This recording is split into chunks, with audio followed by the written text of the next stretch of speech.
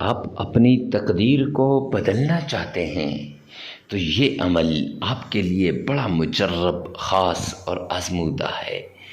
آپ اپنی قسمت کو بدلنا چاہتے ہیں، اپنے نصیب کے بند تالوں کو کھلوانا چاہتے ہیں، آپ اپنی مقدر کے بند تالوں کو اپنے رب سے کھلوانا چاہتے ہیں تو یہ عمل کر لیں۔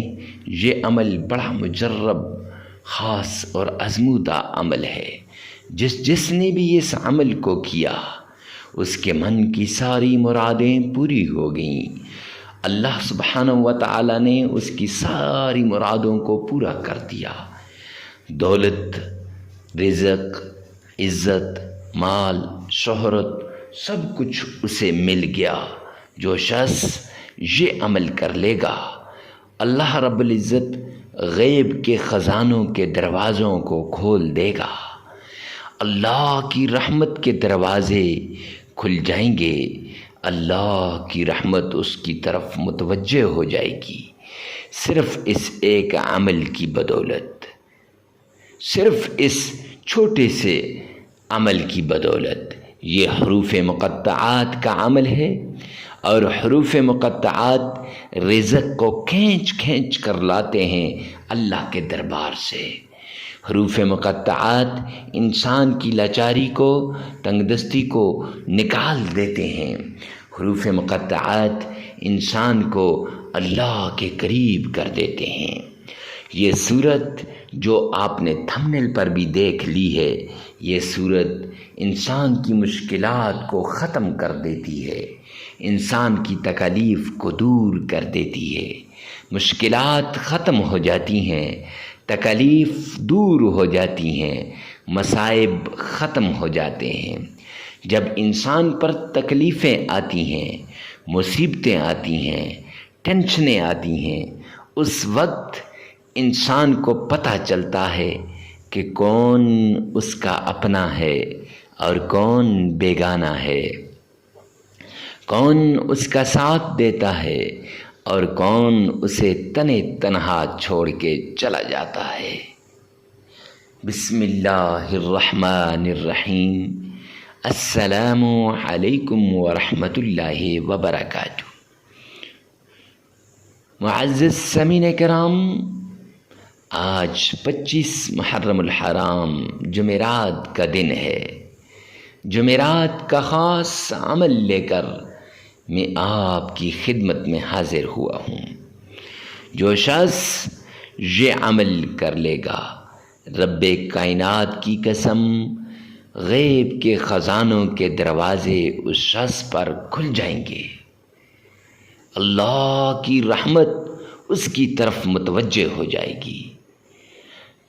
بہت سے لوگ اس انتظار میں رہتے ہیں کہ کب 25 محرم آئے، کب جمعرات کا دن آئے اور میں یہ عمل کر لوں۔ اس عمل کی بدولت میں اپنی ساری مشکلات کو دور کر لوں۔ اس عمل کی بدولت میں اپنی ساری تکالیف کو ختم کر دوں۔ میں اپنے سارے مصائب سے چھٹکارا پالوں۔ جب انسان پر حالات آتے ہیں تب اسے پتہ چلتا ہے کہ کون اپنا ہے اور کون بیگانہ ہے، کون ساتھ دینے والا ہے اور کون ساتھ چھوڑنے والا ہے۔ یقین جانیے، ہمارے پاس اکثر مائیں، بہنیں اور بیٹیاں آتی ہیں، لوگ آتے ہیں، اپنے مسائل سناتے ہیں۔ جب انسان ان کے مسائل سنتا ہے تو کلیجہ منہ کو آتا ہے کہ یا رب ذوالجلال، ایسے بھی ہو سکتا ہے کہ ایک بھائی بھائی کا دشمن بن جائے، ایک ماں بیٹے کی دشمن بن جائے، ایک بہن اپنے سگے بھائی کی دشمن بن جائے، ایک خاوند اپنی بیوی کا دشمن یا بیوی اپنے خاوند کی دشمن بن جائے۔ معزز سامعین کرام، آپ سے بھی میں ایک ایسا واقعہ شیئر کروں گا، آپ نے غور سے سننا ہے، اور پھر اس کے بعد میں آپ کو ایک ایسا عمل بتاؤں گا جس عمل کے ذریعے سے آپ کی مشکلات دور ہو جائیں گی، آپ کی تکالیف ختم ہو جائیں گی، آپ کی ٹینشنیں ختم ہو جائیں گی، صرف اس ایک وظیفے کی وجہ سے، جیسے اس صاحب کو ہم نے دیا۔ کچھ عرصہ پہلے ہمارے پاس ایک صاحب آئے جن کا نام شفقت تھا۔ بھائی شفقت ہمارے پاس آتے ہیں، آ کر اپنی روادات سناتے ہیں، کہنے لگے کہ حضرت ہم نے پیار کی شادی کی تھی، بڑا پیار تھا میاں اور بیوی کے درمیان، بڑی دولت کی ریل پیل تھی، اللہ کا دیا سب کچھ تھا، لیکن اچانک سے نہ وہ محبت رہتی ہے نہ وہ پیسہ رہتا ہے۔ میاں بیوی جو ایک دوسرے کے بغیر ایک لمحہ گزارنا ان کے لیے مشکل تھا، اب وہ ایک دوسرے کے ساتھ نفرت کرنے لگے، اب وہ ایک دوسرے سے اپنی جان چھڑوانے لگے، اور اس کے ساتھ ساتھ وہ محبت بھی نہیں رہی، وہ پیار بھی نہیں رہا، اور اس کے ساتھ ساتھ وہ ساری چیزیں ختم ہو گئیں، جو دولت، مال، رزق، عزت، شہرت، سب کچھ ختم ہوتا جا رہا تھا۔ یہ کیسے ہوا؟ کہنے لگے ہمارے گھر میں لڑائی ہو گئی، بھائی بہن کی دشمن بن گئی، بہن بھائی کے دشمن بن گئے، سب ایک دوسرے کے ساتھ یہ دشمنی کرنے لگ گئے۔ اچانک سے میرے حالات تبدیل ہونے لگ گئے، کاروبار میں مندہ آتا گیا، کاروبار میں نقصان پہ نقصان ہوتا گیا۔ اب میں سوچ میں پڑ گیا کہ یہ دن رات میرے اوپر کیا ہو رہا ہے، کیسے یہ حالات مشکل سے مشکل آتے جا رہے ہیں، کیسے یہ تکلیفیں آتی جا رہی ہیں، کیسے یہ ٹینشنیں آتی جا رہی ہیں۔ لیکن جب میں آپ کے پاس آیا، ہمارے پاس جب وہ آئے تو وہ بتا رہے تھے، رو رہے تھے، بھائی جب میرے پاس گاڑی ہوتی تھی، بنگلہ ہوتا تھا، پیسہ ہوتا تھا، دوست بھی تھے، لوگ بھی محبت کرتے تھے، ہر کوئی میرے ساتھ پیار محبت کیا کرتا تھا، ہر کوئی میرے پاس آتا تھا، لیکن آج میرے پاس مال و دولت نہیں ہے تو کوئی میرے قریب نہیں آتا، کوئی میرے پاس نہیں آتا، سب نے ایک ایک کر کے چھوڑ دیا، اور حضرت یہاں تک بات آ گئی کہ میرے گھر کیا برتن تک میں نے بیچ ڈالے، کچھ باقی نہیں بچا، سب تباہ ہو گیا۔ یہ بات بتاتے ہوئے اس کی آنکھوں سے آنسو جاری ہو گئے، یہ بات بتاتے ہوئے وہ زاروں کے تار رونے لگا، لیکن کہتے حضرت یہ بات تو پھر بھی برداشت کے قابل تھی، لیکن اچانک سے میاں بیوی جو ایک دوسرے کے بغیر کھانا بھی نہیں کھاتے تھے، مر مٹتے تھے ایک دوسرے پر، اچانک سے ان کے درمیان اتنا اختلاف ہوا، اتنی زیادہ اختلاف ہوا کہ وہ بیوی بھی مجھ سے ناراض ہو گئی، وہ بھی سمجھتی نہیں کہ ہمارے ساتھ کیا ہوا، اب وہ بھی روتی ہے، میں بھی روتا ہوں، بات نوبت طلاق تک آ چکی ہے، ایک پل میرے ساتھ رہنے کے لیے تیار نہیں ہے، میری اولاد وہ رو رہی ہے، اب میں کیا کروں؟ بچوں کے لیے کھانا لے کر جاؤں یا بچوں کے لیے کپڑے لے کر جاؤں یا جوتیاں لے کر جاؤں؟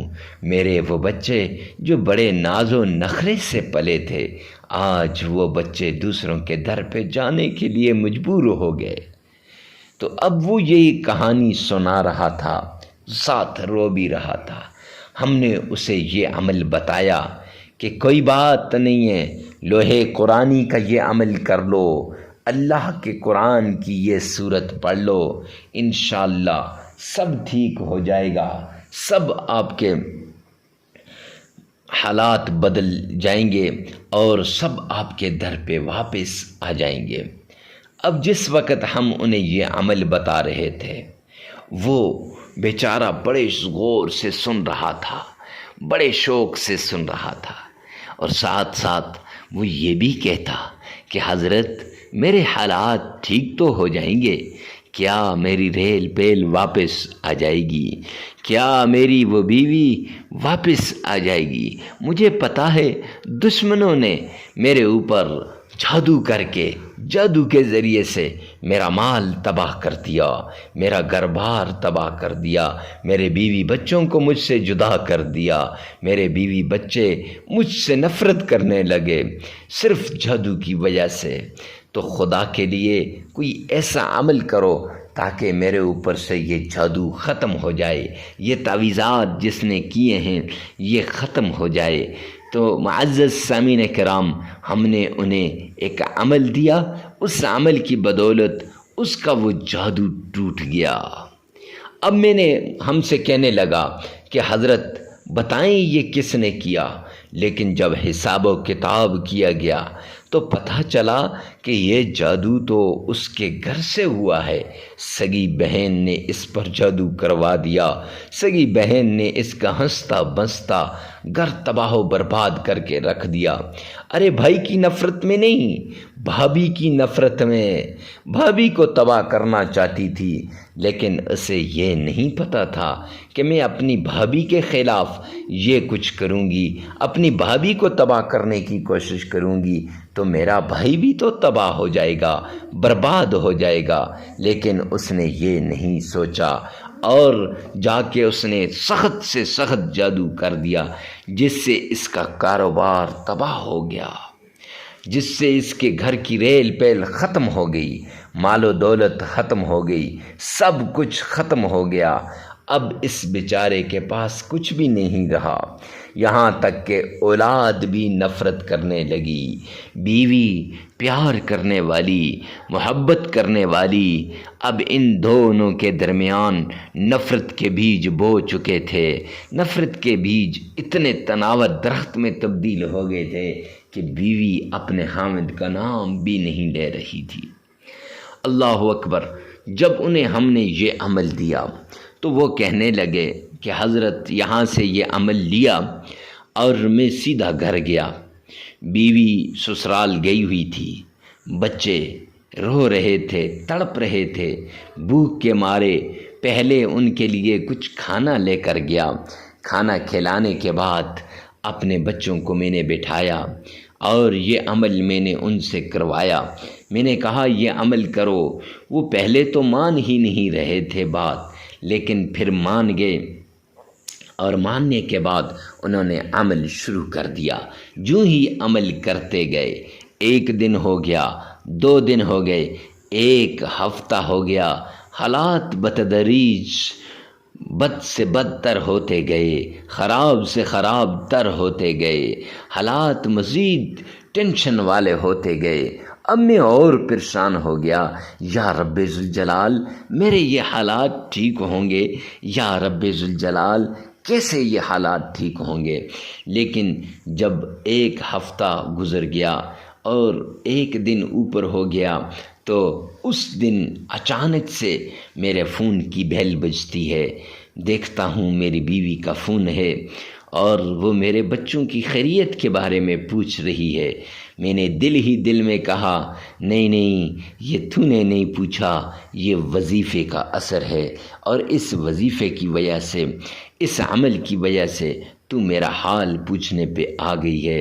انشاءاللہ 1 دن ہوگا تو میرے پاس آئے گی، اسی طرح کی ریل پیل ہوگی، اسی طرح کی مال و دولت ہوگی، اسی طرح کا سب کچھ ہوگا۔ اب جس وقت وہ یہ کہنے لگی تو حضرت میں نے تو اسے کہہ دیا کہ انشاءاللہ اللہ رب العزت نے چاہا تو میرے حالات واپس لوٹ کے آئیں گے، لیکن وہ نہیں مان رہی تھی۔ میں نے اسے بھی یہ عمل بتایا کہ خدا کے لیے اس عمل کو کرو، انشاءاللہ ہمارے اوپر سے یہ جادو یہ ختم ہو جائے گا، یہ حالات ہمارے تبدیل ہو جائیں گے۔ اب اس کو بھی میں نے فون پہ وہ عمل لکھا دیا۔ ادھر ہم کر رہے ہیں، ادھر میری بیوی کر رہی ہے۔